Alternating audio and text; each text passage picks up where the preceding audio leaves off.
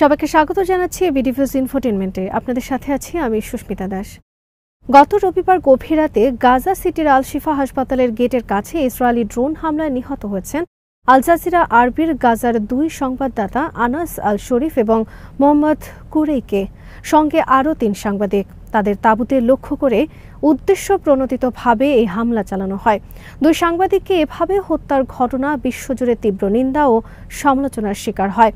Israel এবারের গাজা যুদ্ধে সাংবাদিক হত্যার ক্ষেত্রে নতুন এক বিশ্ব রেকর্ড স্থাপন করেছে।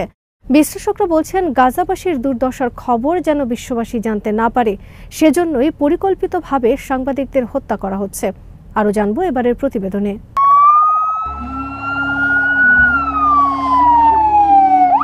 শহীদ হওয়া দুই সাংবাদিক আনাস ও মোহাম্মদ গত ২২ মাস ধরেই চলমান সংঘাত এবং তার প্রভাব নিজেদের সম্প্রদায়ের ওপর কিভাবে পড়ছে তা অক্লান্তভাবে তুলে ধরছিলেন। ২৮ বছর বয়সী আল শরীফ ও ৩৩ বছর বয়সী কুরেইকে, দুজনেরই স্ত্রী, এক ছেলে ও এক মেয়ে রয়েছে। মোহাম্মদ কুরেইকে ছিলেন তার বাবা মায়ের একমাত্র সন্তান। ২০২৪ সালের মার্চে ইসরায়েলি বাহিনী আল শিফা হাসপাতালে অভিযান চালালে তিনি গাজায় তার মাকে হারান। আল্লাহু আকবার। ২ সপ্তাহ খোঁজার পর তিনি হাসপাতালের সিঁড়িতে মায়ের পচে যাওয়া মরদেহ পান। প্রত্যক্ষদর্শীরা জানান, মোহাম্মদের বৃদ্ধা মাকে ঠান্ডা মাথায় গুলি করে হত্যা করা হয়েছিল। ব্যক্তিগত শোক ও দুঃসহ পরিস্থিতি সত্ত্বেও আল শরীফ ও কুরেইকে দুজনেই গাজায় ইসরায়েলের যুদ্ধের নথিপত্র সংগ্রহ অব্যাহত রেখেছিলেন। গাজায় ইসরায়েলের ধ্বংসযজ্ঞ এরই মধ্যে সাম্প্রতিক মানবিক ইতিহাসের সবচেয়ে বড় গণহত্যা হিসেবে বিবেচিত হয়েছে।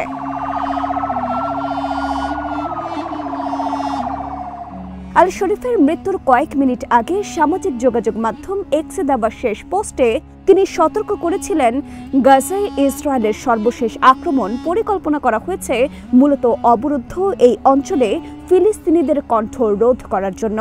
তিনি লিখেছিলেন, যদি এই উন্মত্ততা না থামে, গাজা ধ্বংসস্তূপে পরিণত হবে, মানুষের কণ্ঠ রুদ্ধ হয়ে যাবে, মুখমণ্ডল মুছে যাবে, আর ইতিহাস আপনাদের মনে রাখবে নীরব সাক্ষী হিসেবে, যারা এই গণহত্যা থামাতে চায়নি।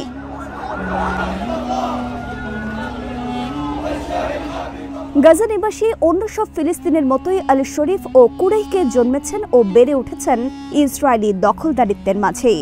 জীবনের প্রায় পুরোটা সময় তারা স্থল, সমুদ্র ও আকাশপথে গাজাকে অবরুদ্ধ থাকতেই দেখেছেন। মানবাধিকার সংস্থাগুলোর মতে গাজা হলো বিশ্বের সবচেয়ে বড় উন্মুক্ত কারাগার। এখানে আকাশ উন্মুক্ত, কিন্তু মাটির নিচে সম্পূর্ণরূপে অবরুদ্ধ। গাজার মানুষকে একবেলা খাবার জন্য, একটি কাজের জন্য গত ৭৭ বছর ধরেই ইসরায়েলের ওপর নির্ভরশীল থাকতে হয়েছে। ইসরায়েলের এই বিভীষিকাময় গাজা অবরোধ এখানকার মানুষের জীবনের প্রতিটি দিক, জীবিকা, ভ্রমণ, পারিবারিক সম্পর্ক সবকিছুতে প্রভাব ফেলেছে। এ কারণে এই দুই সাংবাদিক জীবনের উদ্দেশ্যই ঠিক করে নিয়েছিলেন এভাবে যে ইসরায়েল তাদের বিরুদ্ধে কতটা জুলুম করছে আর ফিলিস্তিনিরা সেই জুলুমের বিরুদ্ধে কিভাবে সংগ্রাম করে টিকে আছে, সেই উপাখ্যানই তারা গোটা বিশ্বের সামনে তুলে ধরবেন।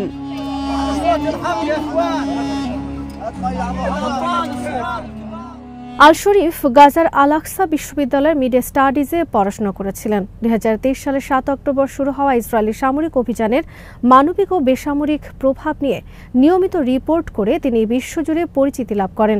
গাজার সাংবাদিক ইয়াসের আল বান্না জানান, যখন ইসরায়েল ২২ লাখ ফিলিস্তিনিকে দক্ষিণে পালানোর নির্দেশ দিয়েছিল, তখন আল শরীফ উত্তর থেকে ঘটনাগুলো নথিভুক্ত করেছিল। তখন তার জীবন ঝুঁকিতে ছিল, কিন্তু তিনি প্রতিটি বিস্ফোরণের ৫ মিনিটের মধ্যে ঘটনাস্থলে যেতেন এবং ইসরায়েল যে অপরাধগুলো সংঘটিত করেছে সেগুলো রেকর্ড করতেন। এভাবে কাজ করতে করতে গত বছর থেকে আল বান্না ও কুরেইকের মধ্যে শক্তিশালী পেশাগত সম্পর্ক গড়ে ওঠে। তখন আল বান্না ছিলেন দক্ষিণ গাজায় আর কুরেইকে ছিলেন উত্তরে। তারা প্রায়ই যোগাযোগ বিনিময় করতেন এবং তথ্য ভাগাভাগি করতেন, যাতে ইসরায়েলের গণহত্যামূলক যুদ্ধের মানবিক প্রভাব আরও ভালোভাবে কভার করা যায়। মোহাম্মদ কখনো কাউকে সাহায্য করতে দেরি করত না। তারা দুজনেই ছিল ধৈর্যশীল এবং তারা একে অপরকে সহায়তা করেই কাজ সম্পন্ন করতেন।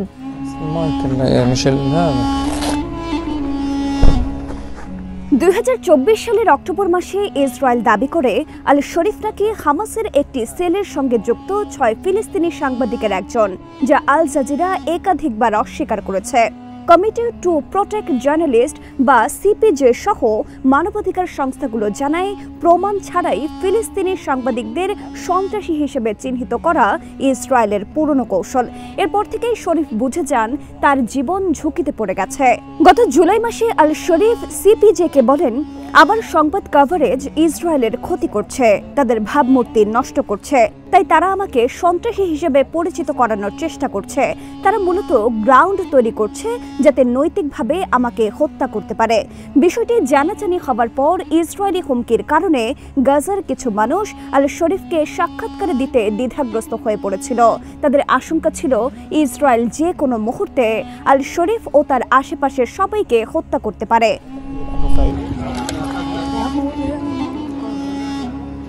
তবুও বেশিরভাগ মানুষ তার সাহসিকতার প্রশংসা করতেন এবং তাকে সমর্থন ও সহযোগিতা অব্যাহত রেখেছিলেন। জীবনের ঝুঁকি থাকা সত্ত্বেও কুরেহকে আল শরীফের সঙ্গে কাজ চালিয়ে যাচ্ছিলেন। তারা দুজনই জানতেন যে কোনো সময়ে ইসরায়েলি বোমা হামলায় তাদের মৃত্যু হতে পারে। এরপরেও তাদের মধ্যে সম্পর্ক ছিল খুবই দৃঢ়।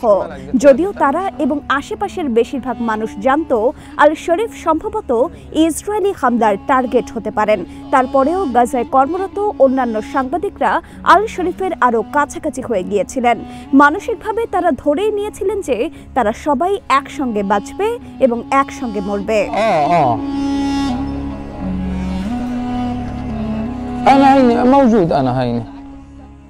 দোহায় আল জাজিরা স্টুডিও থেকে সহকর্মী তামির আল মিশাল জানান, মৃত্যুর আগে আল শরীফ ও কুরেইকে মানসিক ও শারীরিকভাবে ক্লান্ত হয়ে পড়েছিলেন। তারা খুব কমই ফোন বন্ধ করতেন, কারণ ইসরায়েল এত মানুষকে হত্যা করেছিল যে তাদের প্রায় প্রতিটি মুহূর্তে নিজেদের জনগণের নিধন যজ্ঞের খবর দিতে হচ্ছিল। আন্তর্জাতিক সংবাদপত্রের বিশ্লেষণে আনাস ও মোহাম্মদকে শুধু সাংবাদিক নয়, বরং সাংবাদিকতার রোল মডেল হিসেবে আখ্যায়িত করা হয়েছে। সাংবাদিকরা আরও দৃঢ় হয়েছেন এই মর্মে যে আনাস ও মোহাম্মদ থেকে প্রেরণা নিয়ে তারা আরও দায়িত্বশীলভাবে তাদের সাংবাদিকতা কার্যক্রম চালিয়ে যাবেন। এই অনুভূতি গাজা জুড়ে সাংবাদিকদের মধ্যেও শেয়ার করা হচ্ছে, যাতে প্রত্যেকেই এখন নিজেদের জায়গা থেকে ইসরায়েলের গণহত্যার সংবাদ পরিবেশন করার ভার কাঁধে তুলে নিয়েছেন।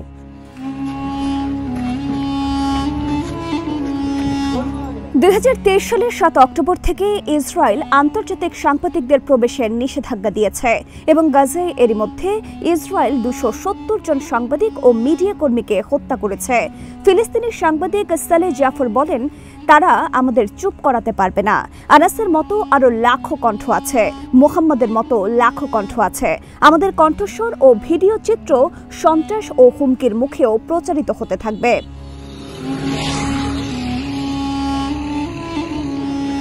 আল জাজিরা জানিয়েছে, আল শরীফ, মোহাম্মদ কুরেইকে এবং আরও 3 জন সহকর্মীকে ইসরায়েলি বাহিনী ইচ্ছাকৃতভাবে হত্যা করেছে যখন তারা গাজা সিটির আল শিফা হাসপাতালের বাইরে তাদের তাঁবুতে ছিলেন।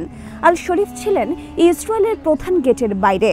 ক্যামেরাম্যান ও ফটো সাংবাদিক ইব্রাহিম জাহের, মোহাম্মদ নুফাল এবং মুয়াবেন আলী ওয়াস সঙ্গে এ সময় তাদের তাঁবুতে বোমা হামলা চালানো হয়। ফ্রিল্যান্স সাংবাদিক মোহাম্মদ আল খালিদিও এই হামলায় নিহত হন।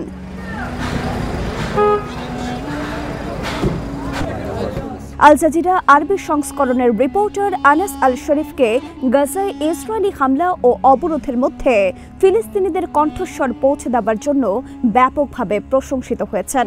28 বছর বয়সী এই সাংবাদিক তার দৃঢ়তা, সংবাদপত্রের স্বাধীনতার প্রতি প্রতিশ্রুতি এবং সাহসী ও অসাধারণ কভারেজের জন্য অ্যামনেস্টি ইন্টারন্যাশনাল অস্ট্রেলিয়ার মানবাধিকার রক্ষক পুরস্কার পেয়েছিলেন।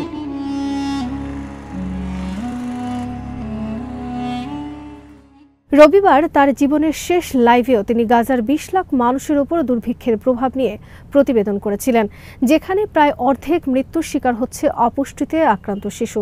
পশ্চিমা দর্শকদের মাঝেও ব্যাপক জনপ্রিয়তা ও পরিচিতি থাকা সত্ত্বেও আল শরীফের বেড়ে ওঠা গাজার উত্তরাঞ্চলের জাবালিয়া শরণার্থী শিবিরের এক সাধারণ পরিবারে।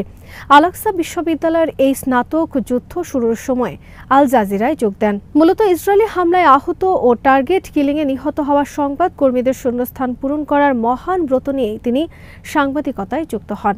গাজার সব সাংবাদিকের মতোই আল শরীফও তীব্র ক্ষুধা ও ইসরায়েলি হামলায় নিহত হওয়ার স্থায়ী ঝুঁকি সত্ত্বেও কাজ চালিয়ে যাচ্ছিলেন।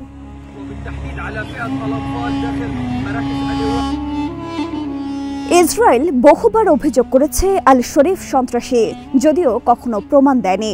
যুদ্ধ চলাকালে তিনি একাধিকবার মৃত্যুর হুমকি পেয়েছেন। 24 জুলাই সিপিজে আনাস আল শরীফের সুরক্ষার জন্য আন্তর্জাতিক আহ্বান জানায়। তারা অভিযোগ করে ইসরায়েল ইচ্ছাকৃতভাবে সাংবাদিকদের বিরুদ্ধে কুৎসা রটনা করছে। অন্যদিকে আল শরীফ সে সময় সিপিজেকে বলেছিলেন, আমি জানি যে কোনো মুহূর্তে আমাকে বোমা মেরে হত্যা করা হতে পারে, কিন্তু এই হুমকিগুলো আমার দায়িত্ব পালন করতে আমাকে আরো বেশি অনুপ্রাণিত করে।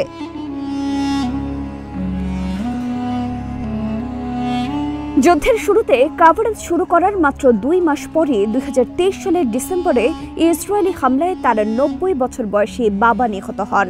বাবার এই নির্মম মৃত্যু তাকে নিষ্ক্রিয় না করে উল্টো সাংবাদিকতায় আরো বেশি উদ্বুদ্ধ করেছিল। আনাস আল শরীফ ও মোহাম্মদ কুরেইকে তার সাংবাদিকতার জন্য রোল মডেল হিসেবেই ইতিহাসের পাতায় স্থান করে নিতে সক্ষম হলেন।